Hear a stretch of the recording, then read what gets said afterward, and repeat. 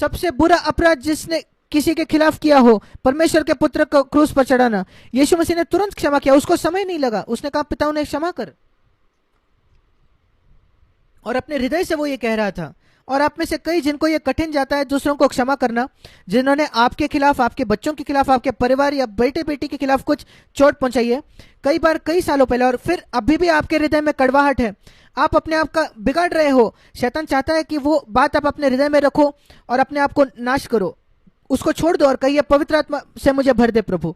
हर बात जो आप बाइबल में पढ़ते हो उसके हमें विवश होना है, जो हम परमेश्वर को खोजे पवित्र आत्मा से भरने के लिए। जब मैं मत्ती 5, 6 और 7 पढ़ता हूं उदाहरण के तौर पर, और मैं ये असंभव मापदंड को पढ़ता हूं, ये असंभव मापदंड है, असंभव आदर्श है। मत्ती 5, 6, 7 को आप ईमानदारी से पढ़े और आप कहेंगे ये असंभव है। यीशु मसीह ने मत्ती 5:20 में कहा, आपकी धार्मिकता शास्त्री और फरीसियों की धार्मिकता से बढ़कर होनी चाहिए। और वो कहता है, मैं आपको उदाहरण देता हूं। फरीसियों और शास्त्रियों की जो धार्मिकता थी, मत्ती 5:21, हत्या न करना। मेरा आदर्श है गुस्सा भी नहीं होना। गुस्सा मतलब हत्या। आप में से कितने विश्वासी ये जानते हो कि गुस्सा मतलब हत्या है? नई वाचा में, पुरानी वाचा में गुस्सा और हत्या बराबर नहीं है, वो सिर्फ हत्या था 10 आज्ञा में। और इसलिए अगर नई वाचा होती आज्ञाओं की तो वो होती गुस्सा नहीं होना, हत्या करना ये नहीं, वो पुरानी वाचा है। वही उसने 22 वचन में कहा, आपकी धार्मिकता, वो स्पष्ट कर रहा है 20 वचन में, आपकी धार्मिकता फरीसियों से अधिक होनी चाहिए। और वो कहता है, मैं कुछ उदाहरण देता हूं। पहला उदाहरण, वे हत्या नहीं करते, आपको गुस्सा नहीं होना है, बिल्कुल वही है। और अगर आप गुस्सा होते हो किसी से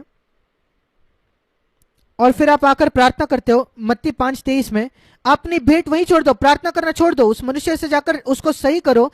ये इतना गंभीर है कि परमेश्वर आपकी प्रार्थना भी नहीं सुनेगा अगर आपने किसी को चोट पहुंचाया और आपने उसके साथ उसको सही नहीं किया होगा तो।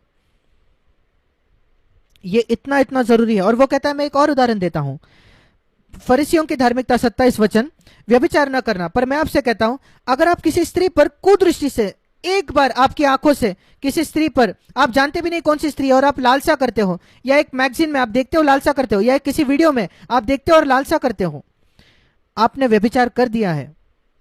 यह है नई वाचा का आदर्श।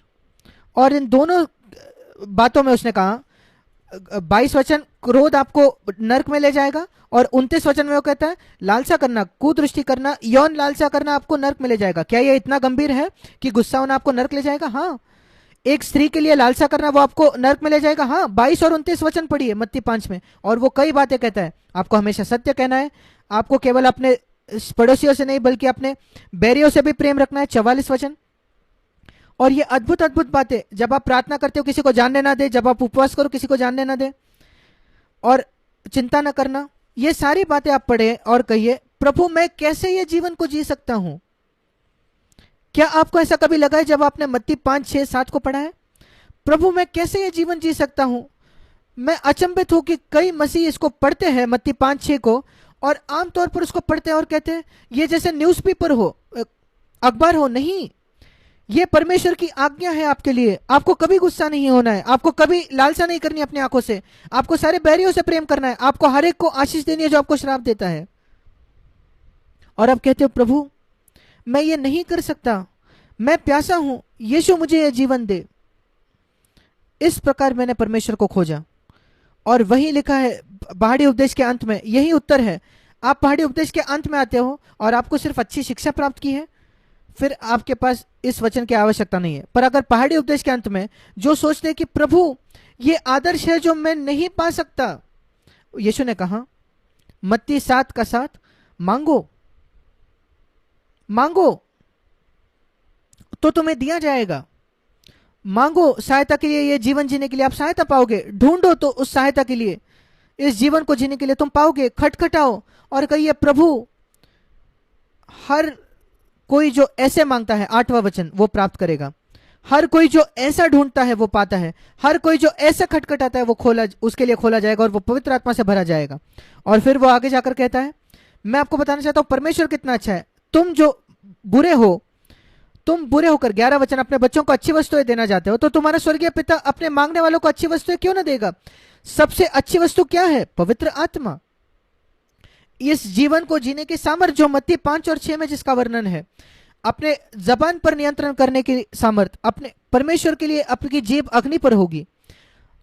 अगर आप इस सभा में एक टेक्निक सीखना चाहते थे तो ऐसी कोई टेक्निक है ही नहीं पवित्र आत्मा से भरने की। पर अगर पवित्र आत्मा ने जो आपने आज सुना उसके द्वारा आपके अंदर एक भूख को उत्पन्न किया है आपके हृदय में, तो फिर वही आपके जीवन में वो हासिल करना चाहता है। एक प्यास जो कभी बुझेगी नहीं जब तक परमेश्वर आपसे नहीं मिलता।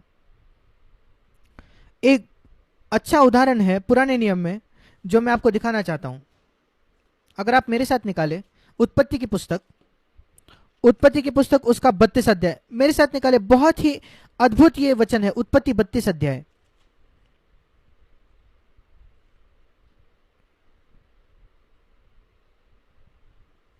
वहां हम एक मनुष्य के विषय में पढ़ते हैं जो बहुत ही टेढ़ा व्यक्ति था। मैं धन्यवादी हूं कि परमेश्वर हमें ऐसे उदाहरण देता है जो लोग बहुत अद्भुत नहीं थे, बहुत सीधे नहीं थे। हमारे पास अद्भुत सीधे लोग थे, यूसुफ, दानियल, पर याकूब ऐसा नहीं था। याकूब एक टेढ़ा व्यक्ति था। वो जानता था कैसे अपने भाई को धोखा देकर उसका जन्मसिद्ध अधिकार छीन ले। वो अपने माँ के गर्भ से बाहर आया अपने भाई का पैर पकड़ते हुए और पहले आना चाहता था, पर वो चूक गया। और फिर वो कहता है मैं बाहर पहले आना चूक गया, पर मैं वो पहलौटे का अधिकार को छीनूंगा। और उसने धोखा दिया थोड़ा सूप देकर उसको, उस पहलौटे के अधिकार को छीनने के लिए। कितना ही वो टेढ़ा व्यक्ति था। और फिर वो जाता है अपने अंकल के लिए, अपने मामा के लिए काम करने के लिए, और उसके सारे जो भेड़ बकरियां है वो चुरा लेता है। एक टेढ़ा व्यक्ति। क्या आप उसके साथ मेल खाते हो? मैं आपको बताता हूं, हम सारे मनुष्य में, आप में और मुझ में एक टेढ़ापन है। आप जाने या ना जाने, आप एक अच्छे बर्ताव से उसको ढाक सकते हो, पर आप में और हम में, मेरे में एक टेढ़ापन है याकूब की तरह। यह अद्भुत है कि बाइबल बताती है परमेश्वर ऐसे टेढ़े व्यक्ति से मिलता है, याकूब से। धन्यवाद हो परमेश्वर को, वो अगर याकूब से मिल सकता है तो वो मुझे मिल सकता है। यही मेरी आशा है। हम उत्पत्ति 32 में पढ़ते हैं कि उसका भाई एसाव उसको मारने के लिए आ रहा है, ऐसा वो सोचता है, और इसलिए वो डरा हुआ है। और वो कहता है, वो अकेला होता है परमेश्वर के साथ। उत्पत्ति 32 उसका 24 वचन, पर एसाव से मिलने से पहले। अद्भुत बाइबल का ये भाग है, उत्पत्ति 32 24 से आगे 31 वचन तक। कृपया इसे पढ़े। याकूब आप अकेला रह गया, 24 वचन। ये पहली बात, आपको अकेला होना है परमेश्वर के साथ। पवित्र आत्मा से अगर भरना होगा तो दूसरे लोग होंगे, शायद एक सभा में 100 लोग प्रार्थना कर रहे हैं, पर आपको वहां परमेश्वर से अकेला होना चाहिए। आपके आंखें बंद कर रहे हो और आप सबसे अलग हो, मानो आप अकेले हो। सबसे बेहतर अगर आप आपके कमरे में अलग हो, या अगर आपके पास कमरा नहीं है तो रात में जब सब सोए हुए हैं, आप बिस्तर में लेटे हो, आप अपने पुकार रहे हो हृदय में, कोई आवाज बिना किए, प्रभु मुझे पवित्र आत्मा से भरे। मैंने ऐसे कई कई बार किया है। प्रभु रात में मुझे पवित्र आत्मा से भर दे। याकूब अकेला रह गया। आपको अकेला रहना है। ये एक बहुत ही दुखी बात है कि हमारा जीवन इतना व्यस्त है, हमारे पास समय नहीं है अकेला होने के लिए परमेश्वर के साथ। इसलिए कोई अचंभे की बात नहीं, हम इस जीवन को नहीं जीते जो परमेश्वर चाहता है कि हम जिए, और हम इस पृथ्वी से निकल जाते हैं और हमने अपने जीवन को व्यर्थ गवाया है क्योंकि हमने परमेश्वर के साथ अकेला समय नहीं बिताया। हमारे पास मौके थे पर हमने उन मौकों को नहीं लिया। शायद आपने टीवी देखने में बहुत समय बिताया, या इंटरनेट पर बहुत समय बिताया, या अन्य बातें करने में समय बिताया। कुछ बातें अच्छी हैं, पर अगर आप परमेश्वर के साथ अकेले होने के समय को वो निकाल लेता है तो आपके जीवन में कुछ गलत है। और परमेश्वर उससे मिला और परमेश्वर ने उसको परखा, और ये चित्र की भाषा है कि कोई उसे मल्लयुद्ध कर रहा था। परमेश्वर सिखा रहा था कि तू मुझसे मल्लयुद्ध कर रहा है, संघर्ष कर रहा है, और याकूब नहीं छोड़ना चाहता था। और परमेश्वर कहता है ठीक है, मुझे तुझे तोड़ना पड़ेगा। और उसने उसके जांग की नस उसको डिसलोकेट कर दिया, उसकी जांग की नस चढ़ गई। उत्पत्ति 32-25 उसको तोड़ दिया। और कभी कभी परमेश्वर को हमें तोड़ना पड़ता है। मैं जानता हूं उसे मुझे तोड़ना पड़ा पवित्र आत्मा से भरने से पहले। वो उस जो सुगंध की कुप्पी थी जो उस स्त्री ने लाई थी, इत्तर की कुप्पी, उसमें बहुत सारा इत्तर था, पर उसकी जो सुगंध है तब तक नहीं बाहर आएगी जब तक वो कुप्पी टूटेगी नहीं। और जब वो बर्तन टूट गया, वो सुगंध से वो घर भर गया। हम पढ़ते हैं एक एटम परमाणु जो होता है, हम हमारे इस सृष्टि में भी देखते हैं, परमाणु इतना छोटा है कि आप देख भी नहीं सकते, माइक्रोस्कोप से भी आप उसको नहीं देख सकते। पर जब वो छोटा परमाणु होता है, एटम होता है, जब वो टूट जाता है, उसमें से इतना अद्भुत सामर्थ्य निकलता है कि एक शहर को पूरी बिजली मिल सकती है। एक छोटा एटम अगर टूट जाए तो, परमाणु टूट जाए तो पूरे शहर में बिजली आएगी। क्या उससे ज्यादा सामर्थ्य मिल सकता है? यह सृष्टि में मिलने वाला एक दृष्टांत है, टूटापन। क्या आपको याद है जब यीशु ने प्रार्थना की, 5 रोटियां 2 मछली, उसने प्रार्थना की, कुछ नहीं हुई। क्या आप जानते हो? कुछ नहीं हुआ। पर जब उसने उस रोटी को तोड़ा, वो हजारों रोटी बन गए। टूटापन वही रहस्य है। जब वहां पत्थर था, पानी नहीं आया, पर जब वो उसको मारकर तोड़ा गया तो उसमें से पानी, नदियां बाहर आई, क्योंकि 2 लाख लोग थे उस मरुभूमि में जिनकी प्यास बुझनी थी। याकूब को तोड़ा जाना था, टूटना था, और आपका टूटने की आवश्यकता है। परमेश्वर को कुछ करना होगा आपको टूटने के लिए, विशेषकर आपका घमंड, क्योंकि आप एक घमंडी व्यक्ति को नहीं भर सकते। एक व्यक्ति को टूटना पड़ेगा और नम्र होना पड़ेगा।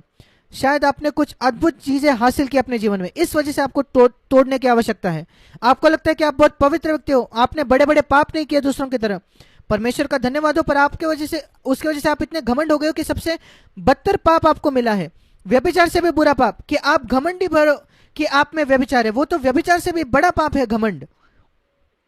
आपको टूटने की आवश्यकता है।